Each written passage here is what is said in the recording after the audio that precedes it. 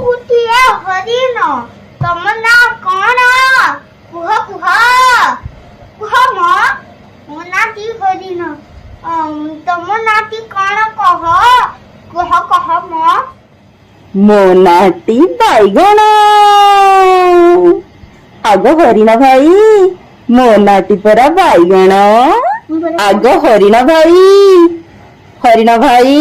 ହଁ କଣ ହେଲା? ମୁଁ ତମକୁ କେତୋଟି ପ୍ରଶ୍ନ ପଚାରିବି ତମେ କହିପାରିବ? ହଁ ନିଶ୍ଚୟ କହିପାରିବି। ଠିକ ଅଛି ତାହେଲେ ମୁଁ ଏବେ ପଚାରୁଛି। ହରିଣ ଭାଇ ହଁ କଣ କହୁଛ କୁହ? ହଉ କହିଲ ଆମର ଜାତୀୟ ପଶୁ କିଏ? ଆମର ଜାତୀୟ ପଶୁ ପରା ବାଘ। ବାଘ କେମିତି ବୋଗାଏ?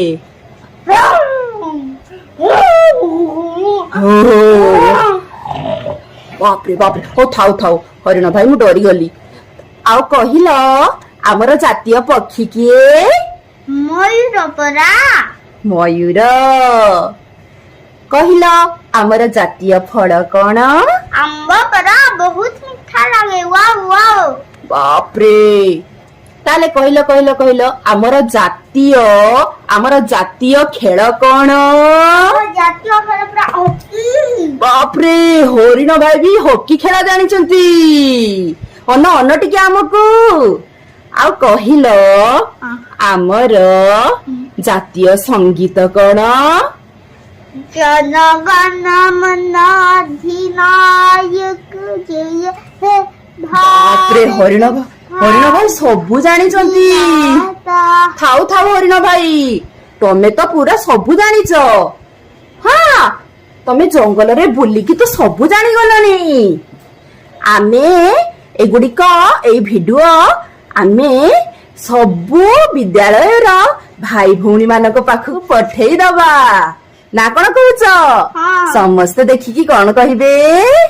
ବାବା ବାବା ବାବା। ବାଇଗଣ ଭାଇ ଆଉ ଗୋଟେ ଜିନିଷ ଭୁଲିଗଲ ଯେ। କଣ ଭୁଲିଗଲି? ଆମ ଜାତୀୟ ବୃକ୍ଷ କଣ ତ ପଚାରିଲନି? ଏହେ ହଁ ମୁଁ ଭୁଲିଗଲି। କଣ ଆମର ଜାତୀୟ ବୃକ୍ଷ? ଆମ ଜାତୀୟ ବୃକ୍ଷ ପରା ଏଇଟା। କଣ ସେଟା? ବରଗଛ। ଏ ବାପରେ ବରଗଛ।